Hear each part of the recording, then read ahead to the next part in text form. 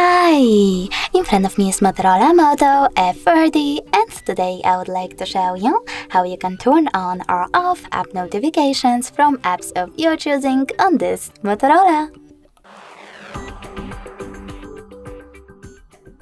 Firstly, you need to access the device's settings. Now choose Apps and Notifications section and tap on Notifications. Then you need to scroll down and click on See All from last 7 days. After that, click on Most Recent and tap on one of those options: Most Recent, Most Frequent or Turned Off. I will go with Most Frequent. Now just tap on the switcher next to an app from which you don't want to receive notifications from. I will go with Google. As you can see, all notifications from Google are now off. If you wish to turn them back on, just tap on the same switcher.